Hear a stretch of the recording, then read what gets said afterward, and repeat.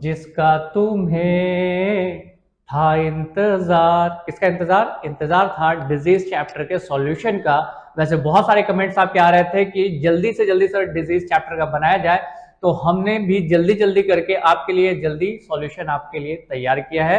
ये disease chapter 8 जिसको अभी हम लोग बिहार बोर्ड में पूछे गए 2022 के सारे क्वेश्चन का 1 बाय 1 करके एनालाइसिस करेंगे। चैप्टर का नाम आपको पता है, ह्यूमन हेल्थ एंड डिजीज। मैं खान आज लेकर आया हूं आपके लिए इन सारी चीजों का सॉल्यूशन, मतलब डिजीज चैप्टर का सॉल्यूशन।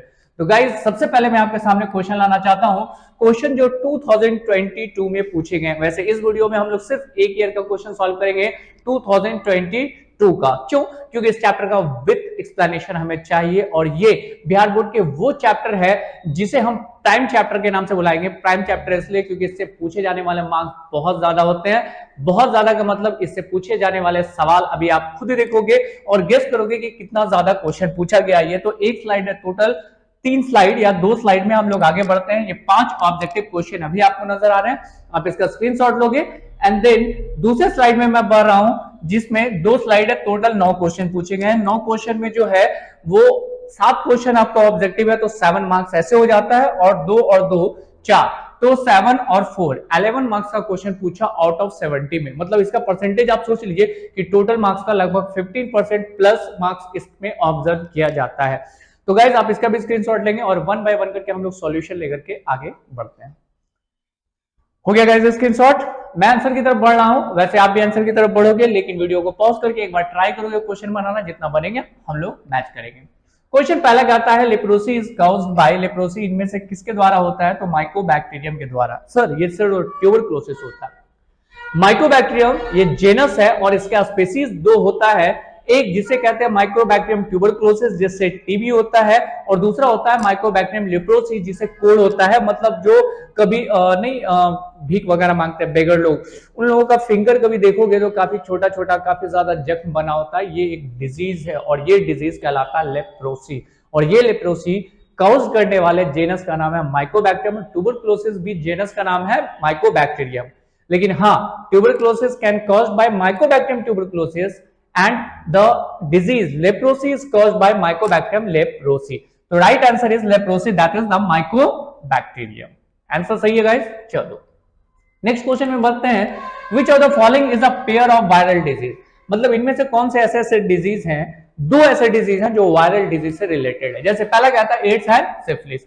एड्स तो वायरल डिजीज है लेकिन सिफिलिस नहीं है। सिफिलिस एक बैक्टीरियल डिजीज है जिसको काउज करता है कौन? Salmonella typhi. दूसरे में आते हैं टेटनस एंड टाइफाइड। ये दोनों का दोनों, टाइफाइड और टेटनस, ये दोनों का दोनों डिजीज आपका बैक्टीरियल डिजीज है। क्लियर? इस दोनों में कोई भी वायरल डिजीज नहीं। हमसे कॉम्पोज वो पूछ रहा जिसमें दोनों का दोनों वायरल डिजीज हो। अगला क्वेश्चन क्या था, measles and rabies and whooping cough and tuberculosis. तो ट्यूबरक्लोसिस अभी बैक्टीरियल डिजीज, अभी जिस पे हम लोगों ने डिस्कशन किया था। अगला कौन है, measles and rabies. Measles and rabies भी आपका वायरल डिजीज में आएगा। मिजल्स भी मतलब वायरल डिजीज है और रैबिज भी वायरल डिजीज है। रैबिज कैसे? तो इस बात करते हैं कि जब कभी भी कुत्ता वगैरह काटा है तो रैबिज का वैक्सीन लेना पड़ता है, because it's a viral disease. और मेजल्स भी क्या है, वायरल डिजीज। तो आपको याद रखना पड़ेगा ये 2 डिजीज जो है वो वायरल डिजीज है। इसका स्क्रीनशॉट लेने के बाद आगे बढ़ते हैं गाइस नेक्स्ट क्वेश्चन की तरफ। नेक्स्ट क्वेश्चन कहता है in human ringworm disease is caused by. Ringworm disease, ringworm क्या होता है देख लो। जनरली इस तरह का दाग टाइप का हो जाता है, काफी इचिंग वगैरह होना स्टार्ट हो जाता है। जरूरी नहीं कि यहाँ पे हो, बॉडी के किसी भी पोर्शन में हो सकता है। तो उस डिजीज में कॉजेटिव ऑर्गेनिज्म कौन है? बैक्टीरिया है, वायरस है, फंजाई है? ये सवाल आपसे पूछा, तो जवाब है फंजाई। ये रिंगवॉर्म कॉज करने वाला ऑर्गेनिज्म कौन है? फंजाई। और फंजाई में भी कौन? तो उसको कहते हैं ट्राइकोरिस ट्राइकूरा। पूरा नाम है फंगस का जो रिंगवॉर्म कॉज करता है। नाम क्या है? ट्राइकोरिस ट्राइकूरा। बस आपसे ट्राइकोरिस ट्राइकूरा नहीं पूछ रहा, बोला कौन है, बैक्टीरिया, फंजाई, वायरस है या फिर प्रोटोजोआ? तो जवाब क्या है? Fungi. Ringworm is a fungal disease caused by Trichuris ट्राइकूरा।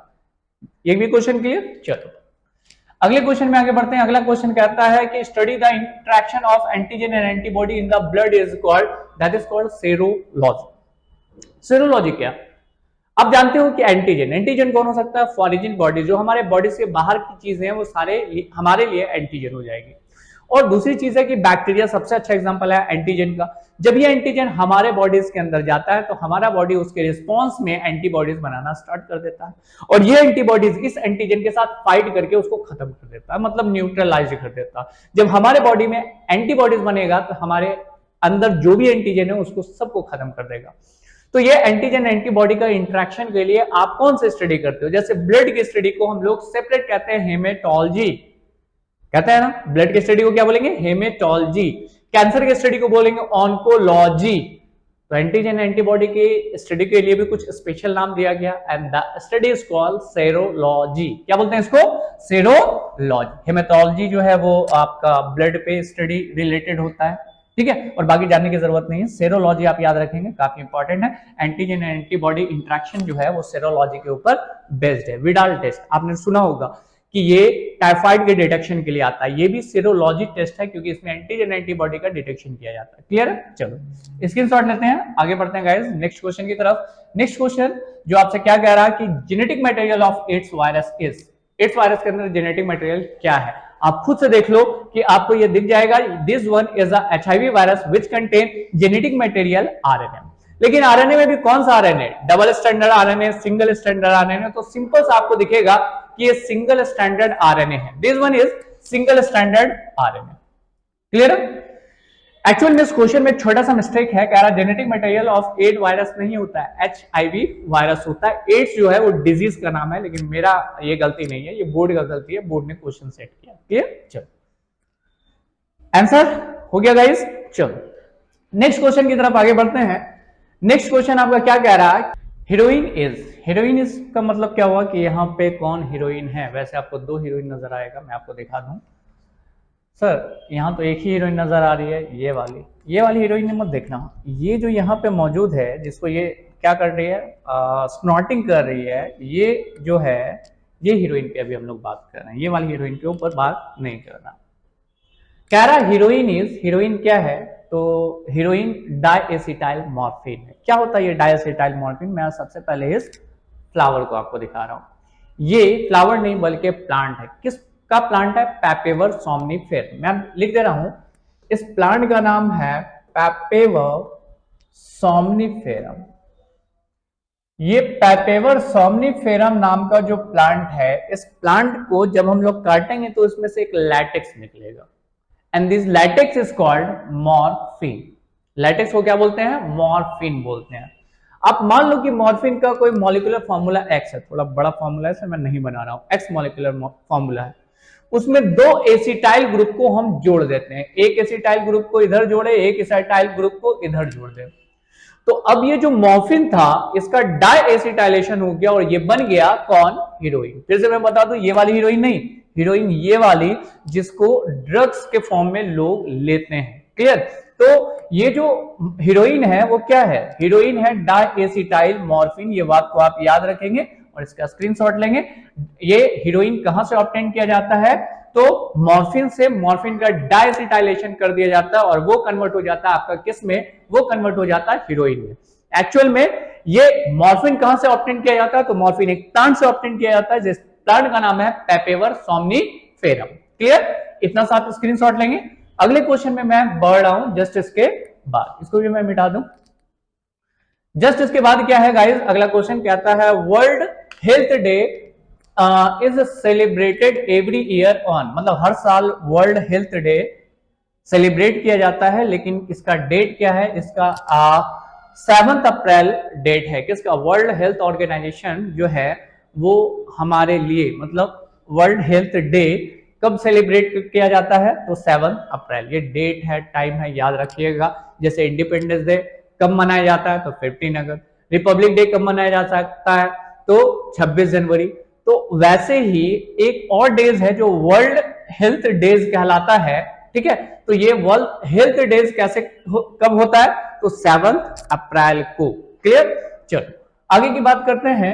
अगला क्या है? Name the pathogen of the following disease.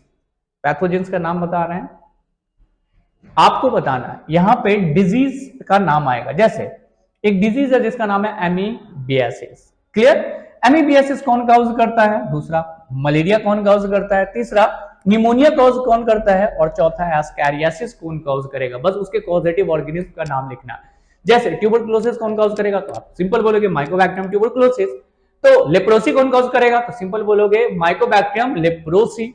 वैसे ही आपको और भी याद होगा कि टाइफाइड कौन कॉज करेगा, तो साल्मोनेला टाइफी। जैसे ये पॉजिटिव ऑर्गेनिज्म हुआ, मतलब जिस बैक्टीरिया जिस वायरस की वजह से डिजीज होता है वो कहलाता है आपका पॉजिटिव ऑर्गेनिज्म। तो मैं सबसे पहले आपको बताऊंगा कि एमीबियासिस जो कॉज होगा वो किसके द्वारा होगा, तो वो होगा इंटअमीबा हिस्टोलाइटिका के द्वारा। कौन सा, इंटअमीबा हिस्टोलाइटिका। सर छोटा नाम नहीं, छोटा नाम कर सकते हो, ई डॉट लिख के हिस्टोलाइटिका लिख सकते हो। क्लियर।